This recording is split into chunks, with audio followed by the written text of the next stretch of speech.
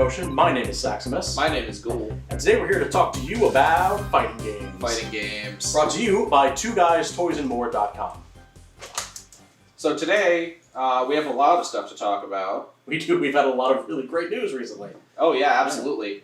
First we're going to be covering Skullgirls and all the exciting news around that game. After that, we just got a ton of Guilty Gear footage the other day. So we're definitely going to be talking a lot about that. I'm excited about Guilty Gear. Yesterday, we received all of the huge info dump for the Street Fighter V Winter Update. Winter Update, yeah. That's exciting. New mechanics, new characters.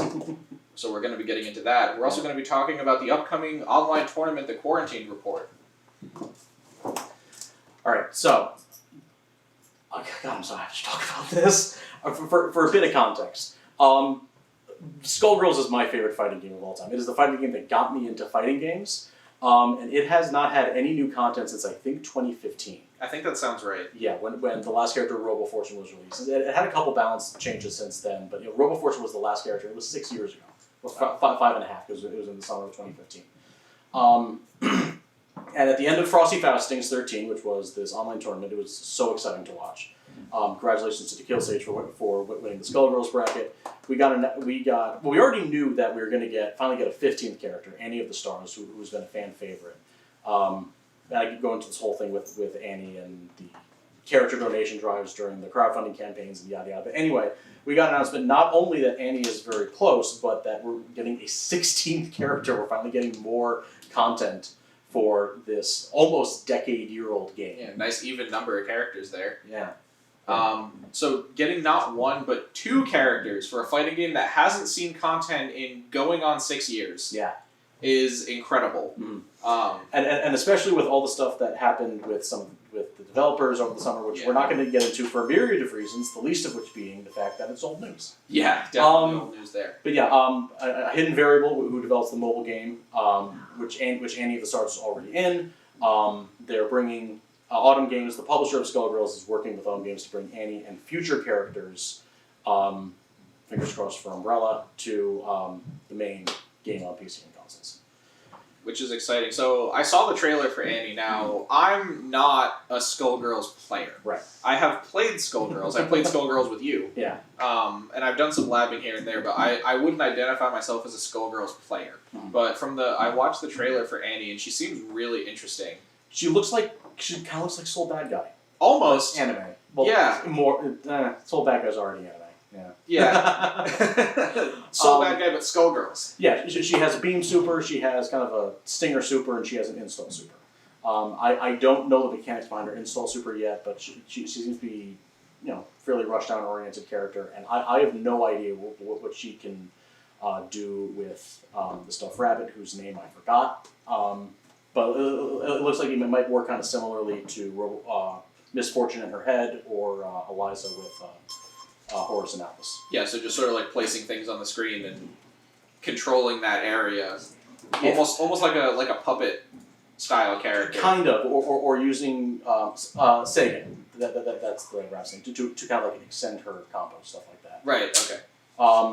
But yeah, I went into this and I was watching top 8 of Skullgirls with my full attention. First of all, because it was really good, it was really exciting, and also because everyone was watching because we were waiting for like a definitive release date for Annie, because we've known about her since last summer, but we didn't get that. We got early 2021, which it is, but I'm okay with the knowledge that we are getting a 16th and possibly more than 16th character. That would be awesome, because like I said, I'm not a Skullgirls player, but being in contact with you and like just being on like social media and witnessing the Skullgirls community and like how passionate all of you guys are about the game. Launch party never ends. I'm excited for you guys to be getting more, and it made me want to play the game more. Like I've spent the past couple days like labbing the game and like trying to learn things about it, and it's really exciting game. If you haven't played Skullgirls yet, you really should. It goes on sale on Steam relatively frequently for absolutely dirt cheap. Yeah,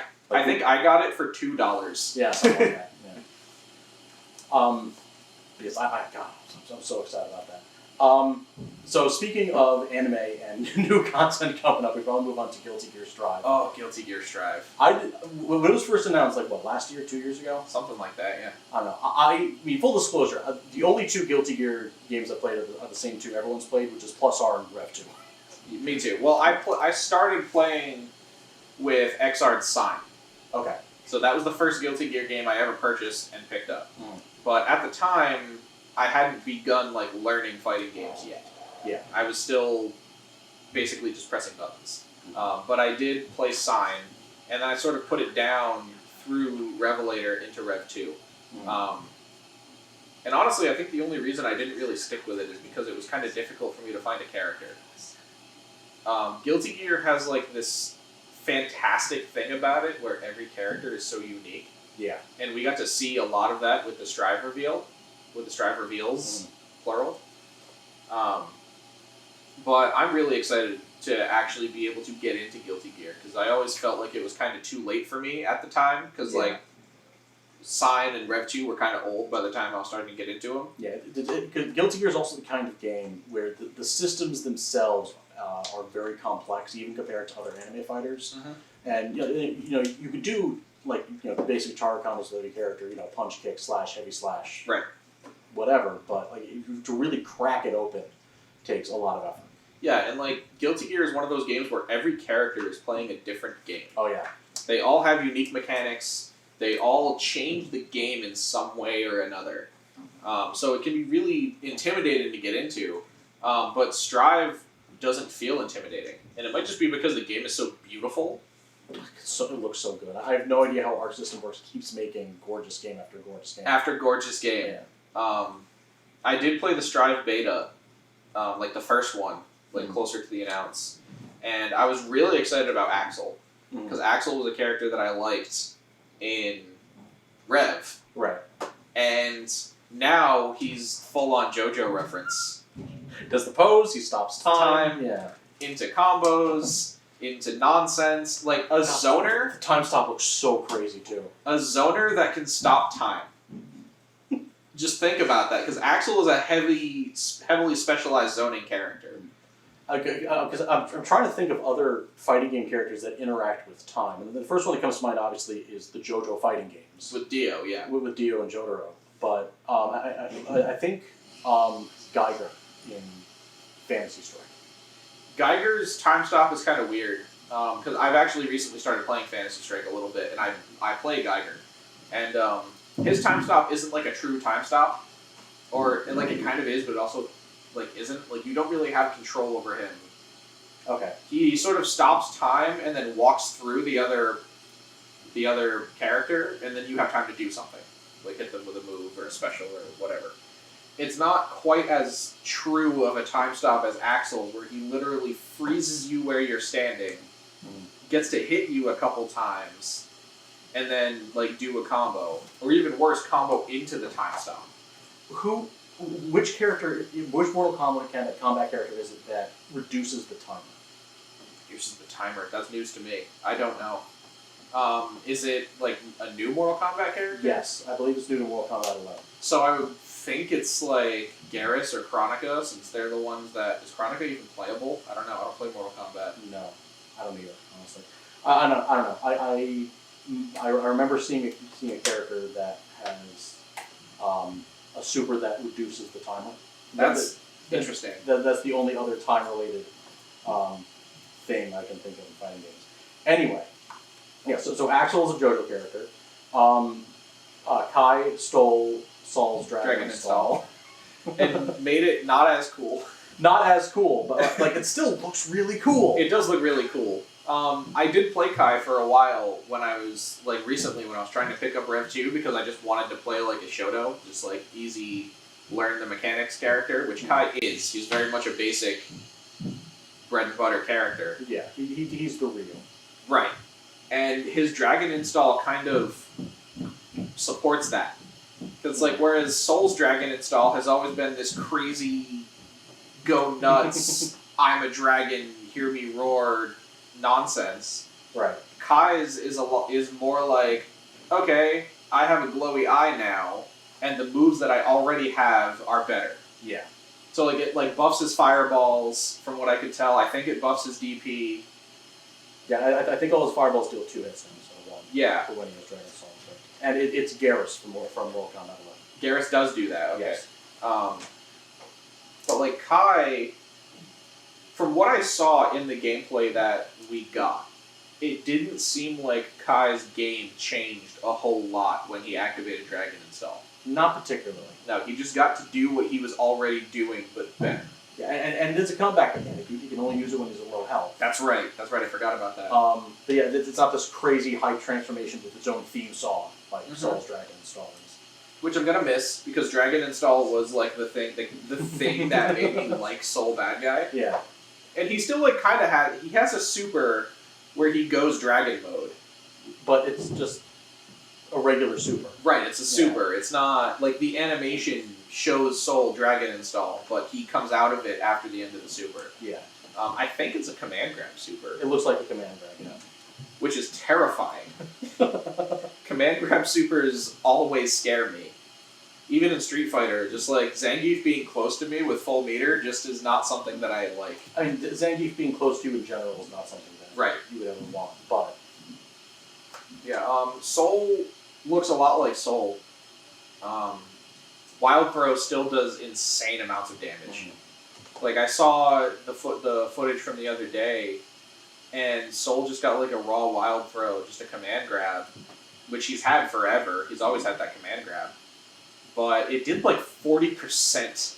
Jesus. It was ridiculous. So that's going to be terrifying. Just like that sort of... And Soul is one of those characters... I think Soul is one of those things where he's like deceptively simple. Or like he seems more simple than he actually is. Yeah. Because like he's marketed as like almost like the other Shoto, right? Because he has his Fireball, he has Bandit Revolver as a Tatsu. Yeah, I mean, I would call him closer to Terry Bogard than I would to Ryu. That's fair. But even that's an imperfect comparison. Right. But yeah, Soul and Kai are just like with any big franchise fighting game. The two characters you really can't change too much. Right. But luckily we have new characters. We do have new characters. We saw Giovanna.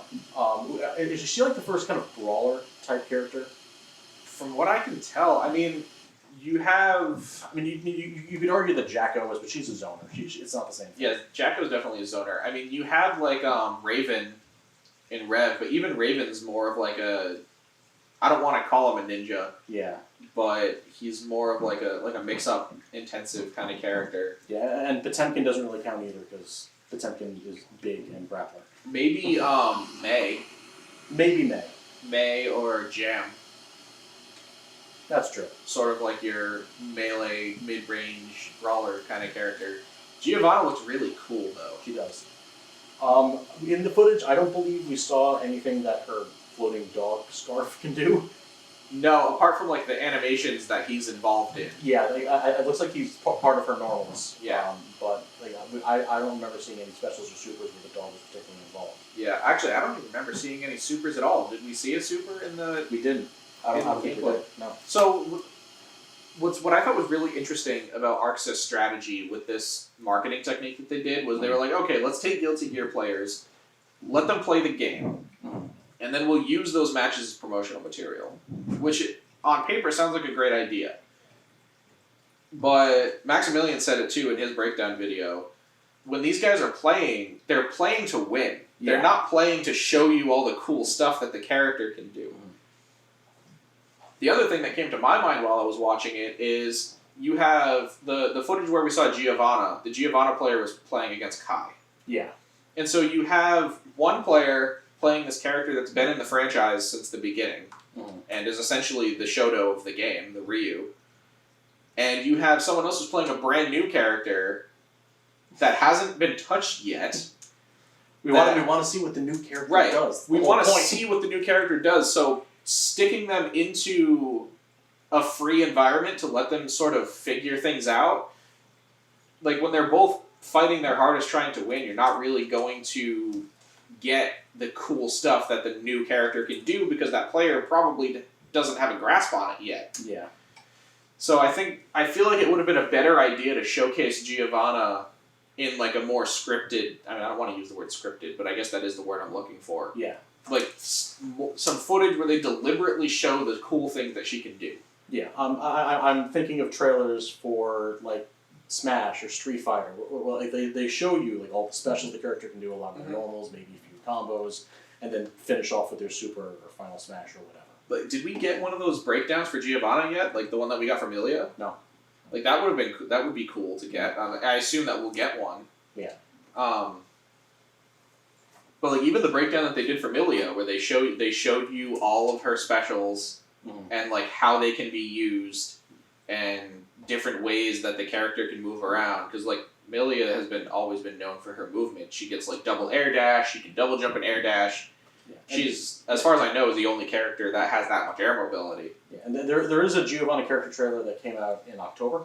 Yeah, to announce the character, right? Yeah, I have not watched it in a while, so I don't know off the top of my head whether it actually shows what we're looking for. Yeah, she does use her dog for some stuff, and then she kind of goes like She-Hulk mode where her skin turns green. Yeah, so we don't know what's up with that yet. I think the way that works is when Giovanna has more meter, like the more meter she has, the stronger her buttons are. Right. So if she has full meter, like her skin turns green and she's in some sort of powered up state, at least I think. That's what I heard. And that's what it seemed like, because as soon as the Giovanna spent meter to do a Roman cancel in the video, the green skin went away. Right. But it was there and gone so fast that I almost didn't catch it. Like if the video that I watched, if Max didn't like point it out, I wouldn't have noticed. That's an interesting mechanic, and I think the only fighting game character I can think of off the top of my head that has something like that, where they get stronger the more meter they have, is, of all things, Tifa in Dissidia Final Fantasy. Really? Yeah. I don't know if she works like that in NT, because I don't play NT, but in Duodecim, the second one that she's in, like the more EX meter she has, when she pops EX mode, she gets equipped with a premium heart. The whole thing in Final Fantasy VII is the higher her limit gauge, the more damage she does. Right. That's what that is. So there are in Soul Calibur 6, there are a lot of characters that interact with the meter bar. Okay. So there's a lot of characters that get extra things if they have full meter when they do things, or you can lethal hit your opponent if they have full meter. So like, characters interacting with the status of the meter bar isn't necessarily new to me, but I think it's a really cool concept to put into an anime game, because like, especially in one like Guilty Gear where you're using your meter on Roman cancels, like for your pressure and for your combos. It adds an extra element of risk and reward. Right. Yeah.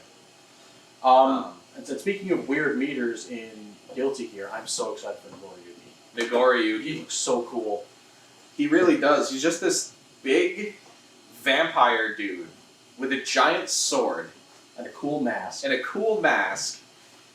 and buttons that reach all the way across the screen, and he can steal blood, and then he can use it to make himself stronger, but it drains his health.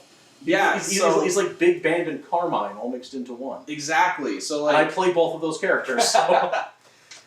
So like, from what I can tell, like the way his blood gauge works is like as he gets hits, he steals blood from his opponent, and then he fills up his own special blood gauge. Yeah. And I think he has 3 stocks of it. Yeah. And he can spend a stock of the blood gauge to cancel a special into a special. And then, so he can extend his combos and stuff that way.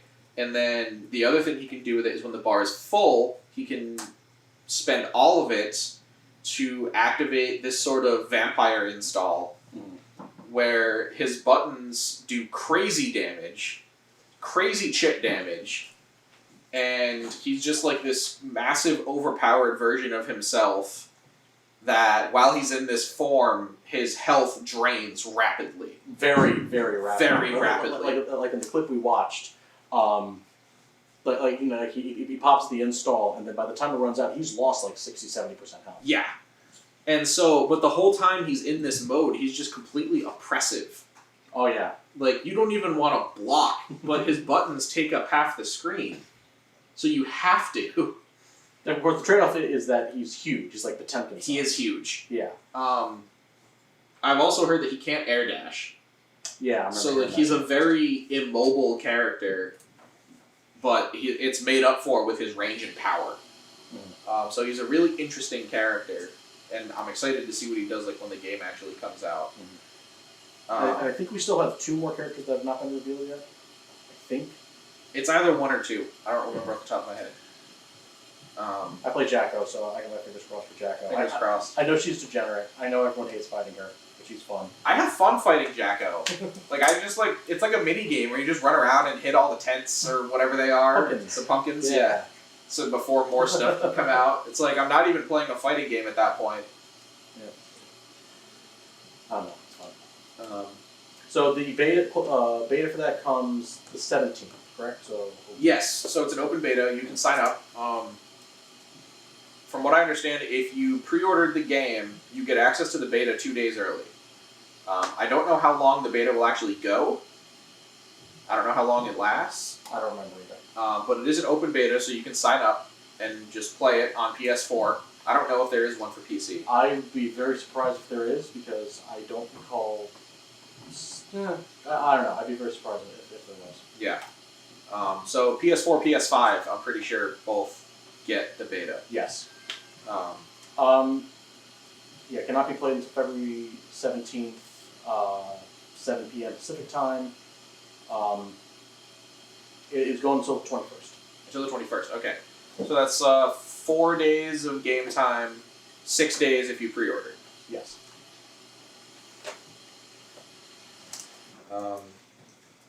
But yeah, I mean, we saw some other characters, like we saw Ramathal.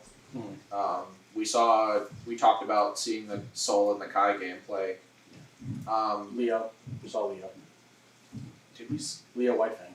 Oh yeah, that's right. We saw the trailer for him. We saw the trailer for him. Yeah, I don't think we saw any gameplay. I was about to say, I didn't notice any gameplay of him. I really like Leo. I think he's a really cool character, so it would be cool to get gameplay of him, or like one of the tutorial breakdowns like they did for Milia. Yeah.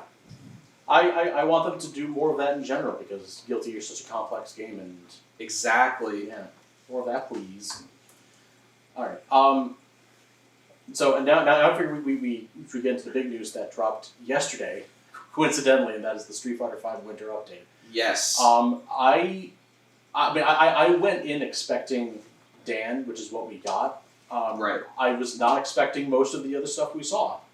We saw so much. Oh my god.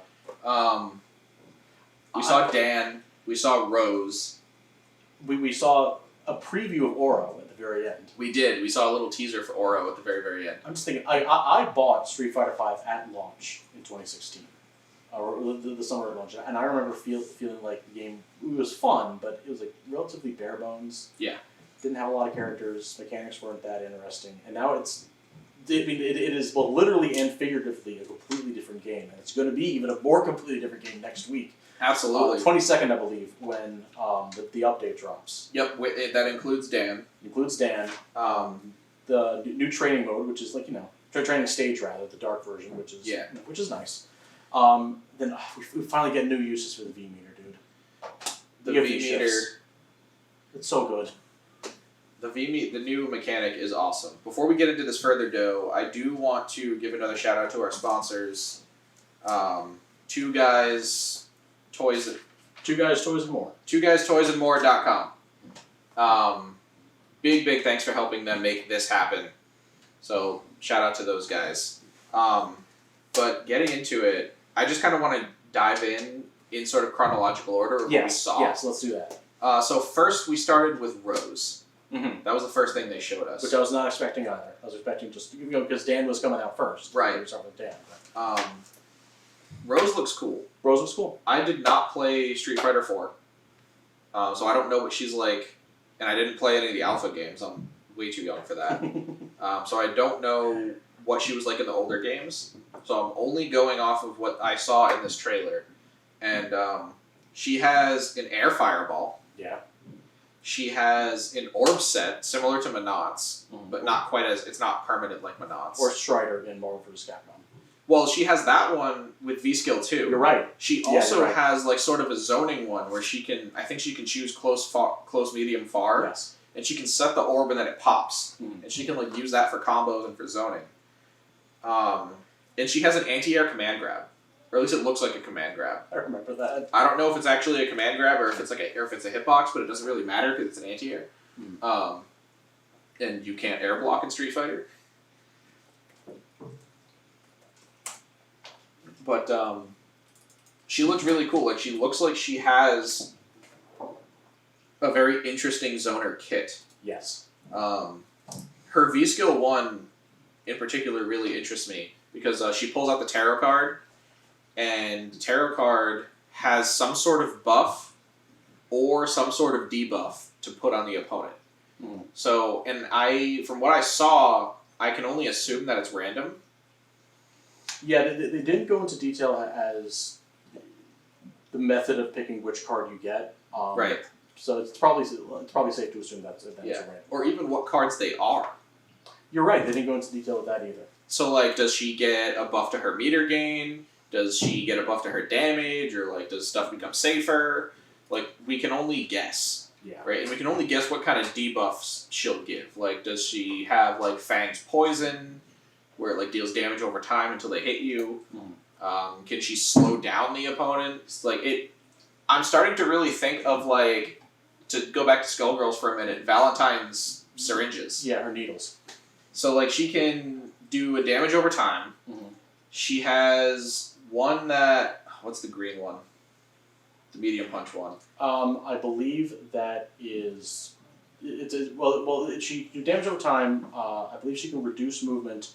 It's a slow, right? It's a slow. Yeah, it slows them down. And added input lag. Yeah, so she can add input lag to her opponent, which I think is a really cool idea. I don't think Capcom is creative enough to try it. Yeah. But, like, that concept of debuffing your opponent just really stands out to me, and it really makes me think of that mechanic from Skullgirls. But that's just her V-Skill 1. Her V-Skill 2 is like a Strider-style orb satellite, which I guess she had in the older games, but I guess it was a special move. No, I was wrong. It wasn't slow movement. It was increased hit stun. Increased hit stun. Yeah. Okay, So that's... damage over time, increased hit stun, or input lag. Right. So. Her V-Skill 2 is like an orb satellite, so she, like, summons an orb that rotates around her that is a hitbox, and I'm just imagining, orbiting shells from Mario Kart. If you walk into them, you get hit. Yeah. And it opens up routes for her to combo. She can use it as like a defensive mechanic almost. Like you can't get close to her. Like it supplements her zoning playstyle. And she could probably also use them like the Knots V trigger when like her orbs surround her. Like she probably use it to extend her combos too. Most likely, yeah. Yeah. And I believe the video said that she can summon 2 of them. Yes. So she can have 2 orbs orbiting her at the same time, which I'm really excited to see what Rose mains come into the game and do with that, because those sorts of combos are so cool to see, where you're just like setting things up and then things are hitting that you're not actually hitting buttons for, you're just waiting for an orb to rotate and land. Yeah. And I'm just happy we're finally getting another zoner in Street Fighter 5. Yeah. We really don't have that many. We have Fong, arguably Birdie is a zoner. Arguably Birdie. Who else? I mean, Guile. Almost. Almost. And Street Fighter 5 doesn't really play like a zoner. We have Sagat. Yeah. But other than that... Falk, yeah. But yeah, getting another zoners is going to be really interesting, especially because the meta for Street Fighter V has been like really aggressive. Yeah. Up to this point. Yeah. We'll get to that. But yeah, Rose looks really cool. I'm going to play her a little bit. I don't usually play zoners myself, so I probably won't spend a lot of time with her, but I'm going to try her just to try her. Yeah, and I play Jury, who I'm probably going to stick with now that we know that she's getting buffed, which we'll get into a little bit later. We're also going to talk about Dan. Dan has always been like the joke character in Street Fighter. He's like the original joke character. Yeah, he's the original joke character. But God, he looks so cool in this game. He really does. Yeah. Like they managed to make him simultaneously hilarious and awesome. Mm-hmm. Like his mechanics are so unique. His moves all look great. It looks like they were having so much fun. And so he can use V-Skill 1, it says on the Capcom Community blog, he can open up any combo paths that would not normally be possible, and Dan can make many of his moves safe. And with V-Skill 2, he can cancel almost any normal move, except Crouching Heavy Kick, into another normal or special move, if properly timed. Yeah, so I was watching, like, they showed, like, the Dan mirror after they went over his V system. And, excuse me, I noticed, like, one of the players that was using V-Skill 2 was doing, like, standing heavy punch on block, V-Skill cancel, cancel the animation into another standing heavy punch. So he can create, like, these like, crazy block strings and combos by, like, animation canceling his V-Skill. And he has these super unique frame traps that theoretically that no other character could have. Right. The one thing that I do find incredibly interesting, or actually there's two things. The first thing is that both of his V-Skills give himself and his opponent V-meter. Yeah. Which is a good way of not only balancing both V-Skills, both which are very good, and also, kind of nerfs Dan himself a little bit because he's still supposed to be the joke character, right? Right. He's still taunting his opponent being the wacky joke character that he was always known for, but he has, like, these really cool mechanics attached to it now. And unique mechanics at that. Yeah, and his V-Trigger 1 only has one bar. That's so crazy to me. So he has a 1-bar V-Trigger 1 that's just a really big fireball. It's just a giant Hadouken that he can charge, and I guess, like, if he full charges it, it hits for a wall bounce. Yeah. And if they block it, it's a guard break. Of course, any good self-respecting opponent is not going to let you charge it up to full. Right. But the fact that it can do that. Right. So, like, that immediately got me thinking of, how do I use this? Do I get a crush counter sweep and force them to wake up and block this fully charged V-Trigger? Yeah. Because it is a V-Trigger, so you should be able to cancel sweep into it. One thing that we did not see that I hope they give him is his Raging Demon. His Raging Demon. Because Dan has the Satsui no Hado. That's right, he does. He does. Well, his taunt combo kind of does, like, the Raging Demon animation almost. Kind of. But he doesn't have the Raging Demon. Yeah. Which would be really cool if they gave him that. I'm trying to think of how many games Dan actually uses the Raging Demon in. It's not many. I think he uses it in Marvel vs. Capcom 2. Maybe. I've never played Dan. I've never picked him in any game, because I am normally not a guy for joke characters. But I'm going to give Dan a try, just because of, like, the technicality that they included with him. Yeah. The other thing that I think is really interesting is his V-Trigger 2. I believe it's a 2-bar V-Trigger. And it buffs his fireballs and his DPs. But not only does it buff them, it gives him access to, like, just frame versions. Yeah, it says his fireball gain more hits while his uppercut gains complete invincibility. Right, so his uppercut is only invincible in V-Trigger. Or I assume if you EX it. Yeah. But in V-Trigger, his normal DP is invincible. But there's also something in there that's like, if he presses the button on the same frame as the final directional input, it does an even more buffed version of the move. It's nuts. So, like, it makes the fireball knock down, and it turns the DP into a double hitter, like Akuma's EX DP. That's absolutely nuts. Yeah. And that just brings me to, like, Tekken, like Electric Wind Godfist. Like, if you get the just frame right, you get, like, a buffed version of the move, which is insane to me in Street Fighter. Yeah, reminds me of the one-frame links in earlier Street Fighter games. Yeah. Yeah. And I'm glad the high risk, high reward execution stuff like that is making a comeback in at least some form. In some way or another, yeah. Yeah. Because I know, like, one frame links don't exist anymore because of the buffering system of Street Fighter V. Personally, I don't really miss them. because trying to go back into Street Fighter 4 and do them is hell. Yeah. But I know a lot of older players,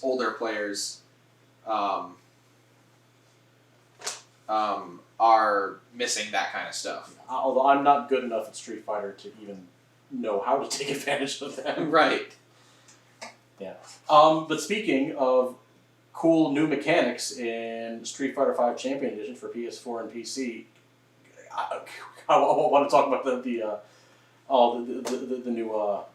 new battle mechanic. The new mechanic. It's so good. V-Shift. So one of my minor nitpicks with Street Fighter V up until now is that there's not a whole lot you can use the V gauge for. It fills up, you can use your character's V trigger, and then you can use V reversal when you're blocking. And I think I've used V reversal maybe once ever. So I've used V reversal a lot to try and get out of checkmate situations and that kind of thing. Yeah. But V reversal has its limits, as it should. Yeah. But it's Street Fighter V. I think a lot of people would agree that Street Fighter V has been lacking in defensive options. Mm-hmm. And I feel that way because I've been playing a lot of Street Fighter lately, and the one thing that I do notice is that on defense, it does not feel like there's a lot of things for me to do. Yeah. You get stuck in the corner, you get schmixed. Right. Rounds over. Right. And V reversal was sort of helpful for that, but V shift. So just to get into what it is you spend a bar of V meter while your character is in their neutral state. Mm. So you presumably can't do it when you're in hit stun, block stun, while you're in attacking animation. Right. And that's a big distinction because V reversal can only be done during block stun. Right. So V shift is the opposite, where it cannot be done during block stun. Mm. And it's essentially an invincible backdash that, if you successfully backdash an attack, creates a slow-mo matrix feature. Yeah, your character glows blue, your eyes shine. Yeah. Yeah. It's the most anime thing Street Fighter V has done. Oh, it's very anime. It's very anime. But you backdash away from the attack, you go into slow-mo, and then I assume you press the same input again. They didn't tell us what the input for this mechanic actually was. V-shift break. Yeah, so you get to do a follow-up attack called a V-shift break. That's almost like an invincible reversal that punishes what your opponent just whiffed. But then you can also V-shift your opponent's V-shift break. Right. So the way it looks to me is if you throw a small button into your opponent's V-shift, you can recover in enough time to either block their V-shift break or V-shift it. Yeah.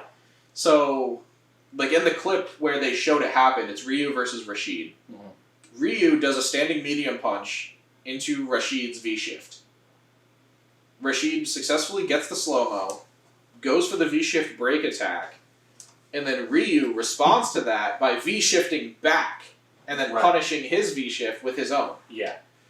And I know that this is an imperfect comparison, but I'm reminded the V-shifting reminds me from a functional standpoint to parry in Street Fighter 3. It does kind of feel like a parry. Yeah, like a high risk, high reward defensive maneuver that, when you time it well, gets you out of danger for free and opens up your opponent. Right. So what we don't know is, or at least what I don't know, is how high risk is this? Yeah. Because as far as I know, we've only seen the V-shift break hit or get V-shifted. Yeah. What happens if I block it? Is it safe? Is it unsafe? I hope it's unsafe. I hope it's unsafe. Is it crush counterable like a DP? How much stun damage does it do? How much stun damage does it do? How does much shield chip damage? Yeah, exactly. These are all things that we don't know yet, so we can only speculate. But it is a big, for lack of a better word, shift in the way Street Fighter V is played. It's the kind of thing that I just really wish was in the game at launch. Right. I really do. And so it kind of hurts a little bit that this is the last season. Capcom has already confirmed that this is the last big update for Street Fighter V. Yeah, we're getting the 5 characters. It's arguably 6 with 11. in this character pass, and then that's going to be it until Street Fighter 6. Yeah. That's it. That's it. In Um, 5 years. and they introduced this cool mechanic right at the end. It's so frustrating, man. Right when so many people have gotten used to the offense-heavy meta of the game, they're like, okay, here we're gonna throw a wrench in the entire way that the game is played, introduce a whole new mind game, and then the game's over. Yeah, see, like I'm just trying to kind of lab in my brain here. Like I played Juri. Juri's already kind of a hit and run kind of character because she needs to get back to charge her kicks. Right. Like if my opponent tries to jump in at me while I'm in the middle of charging my kicks, will I be able to cancel into a V shift? Can I bait the jump in and then cancel into a V shift? Yeah. So like, we were just speculating, like, what if Guile could V shift a jump in and use that slow mo time to charge a flash kick? So like use a flash kick immediately after a V shift, not necessarily out of a V shift break. Yeah, because a V shift break would like cause a knockdown. I assume. So like, but so they didn't. I don't think they showed us how much damage a V shift break does. But I can only assume that it's less than taking like a special, because they did show footage of like Ryu and Rashid doing V shift into EX reversals. Yeah. And you're spending V meter and you're spending EX meter, so I feel like that should be a higher reward. It should be, but that Guile question is a very good one, because I know that considering how crazy of a combo game Guile has in Street Fighter V, like he just charges flash kicks and sonic booms right in your face while he's comboing you. Right. I wouldn't be surprised if he could flash kick or sonic boom immediately after a V shift. And so Guile can cancel flash kick into super. He can, can't he? So if this were theoretically possible, Guile or another charge character could be walking forward. As long as they have V gauge, they could V shift your jump in. Right. Use the slow mo to charge, in this case a flash kick you Into super. All while walking forward, which usually you're supposed to be safe from anti-air flash kick if Guile is walking towards you.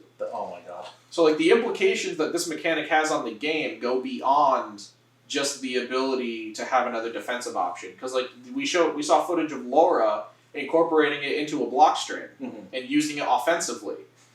So it's like I'm block stringing you, I V shift to try and catch you trying to mash your turn back. Right. So if I expect that you're going to try and hit a button to stop my pressure, I V-shift that button, and I get to keep my pressure. That's terrifying. I'm so excited. Me too. It's just such a cool mechanic that I'm so excited about. I could talk all day about the implications and the possibility of V-shift. And there's also gonna be a big balance patch because the entire game is gonna shift. Exactly. Shift.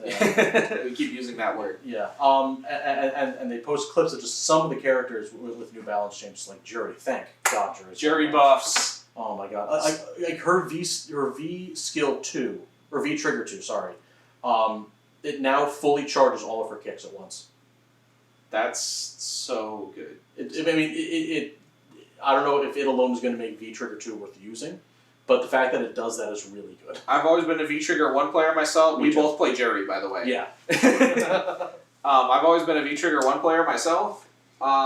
V-Trigger 2 might be worth taking another look at after this patch. I mean, the entire V system is changing because they have to. Like, Nikali doesn't have infinite V-Trigger anymore. Yeah, it's got a meter now. Yeah. So they had to really rethink the way that characters use their V meter. Yeah, I don't like Nikali, so I'm perfectly fine. Me too. Yeah. And the last bit of info that it got leaked on Wednesday, and we thought it was going to be a new character, which I guess it technically is 11. 11. You look at him, you think, oh, that's obviously in the same line as 12 from Third Strike. But he's not. It's not 12. It's one less. One less. It's one less. But also so much more. Objectively speaking, yeah, it is so much more. I was really confused because I thought, wow, they're going to put the worst character in Third Strike in Street Fighter V, be able to make him good. But so what they ended up doing instead is giving Street Fighter Mokujin before Tekken got Mokujin. So what 11 actually is, not the 5th DLC character on the pass. 11 is a character that you select, and then he shifts into a different character on the roster. Yeah. So he could take Chun-Li's moveset, he could take Ryu's moveset, he could take Guile's moveset, and it's essentially a random button that doesn't lock you into sets with that. I don't think we know yet whether it changes characters in between rounds or in between games. Yeah, I'm not sure. We don't know yet, but it functions differently from the random button that's already there, and you can presumably use 11 on ranked. Yeah. I'm really curious as to see how high an 11 main is going to get on ranked. It's so exciting to see what's going to happen with that. But now we can do 11 only brackets. We can do 11 only brackets, yeah. Which is going to be really fun. But the one problem I have with Season 5 is that you have to pay more money for a game that I was told was already complete when Seth came out. Yeah. But considering what we're paying for, I'd say it's well worth it. I'd say it's well worth it. The season pass is on sale right now, by the way. Yes. You can actually, I've already bought it. Yes, they're also doing a free trial on PS4. Yes, and also the Champion Edition upgrade is on sale. Yes. So while we're shilling for Capcom, I do want to give one final shout out to our sponsors, TwoGuysToysAndMore.com. Just another big shout out to them for making this happen. Make sure you check them out for Toys and More. Thank you so much for sponsoring the show. And one more thing before we wrap up, upcoming online tournaments. Next week is Quarantined Report 3, formerly known as Quarterly Report, but ever since pandemic started, they shifted to Quarantined Report, and over 70 different fighting game communities all work together to hold this gigantic online tournament, and they support Direct Relief's efforts to fight COVID-19. It's a humanitarian aid organization that fights COVID-19 in all 50 states and over 30 countries. Registration is still open, and it is next weekend, Friday the 19th to Sunday the 21st. What I really like about Quarantine Report is that they have some of the big popular games, right? They have, Soul Calibur 6, they have, I believe they have Mortal Kombat, they have Smash Melee. They don't have Mortal Kombat, my bad. But then they have some of the weirdest, wackiest fighting games you've ever heard of, and a lot of them you probably haven't even heard of. Shrek Super Slime. Well, I don't know. I mean, that is the objectively the greatest video game ever made. Absolutely. But I'm just going to go down some of these games. You got stuff like Arms and Catherine and Dead or Alive 6 and Fantasy Strike. Then you have stuff. You got Killer Instinct. You have Lethal League Blaze, Maiden and Spell, which I'm definitely entering. I love Maiden and Spell. Embassy 2, Pokemon Tournament Deluxe. I'm assuming it's Deluxe. Punch Planet, which is also really good. You have Sailor Moon S, which is infamously one of the jankiest fighting games ever made. SCP Cross Containment, which is whatever that is. It's a fan game. It's an SCP fan game. I just learned about it while looking this up for the episode. I'm so excited. Skullgirls, Schwarzer Blitz, Rushdown Revolt, Speedrunners, Third Strike, Tough Love Arena, which is really good. It's free. We're not sponsored by saying you can play it in your browser. It's really good. Tough Love Arena. Windjammers, Ultra Street Fighter 4, like 70 games. So many games. Like Tekken 7. You're not going to get a lot of the really big ones. There's no Street Fighter 5. There's no Smash Ultimate.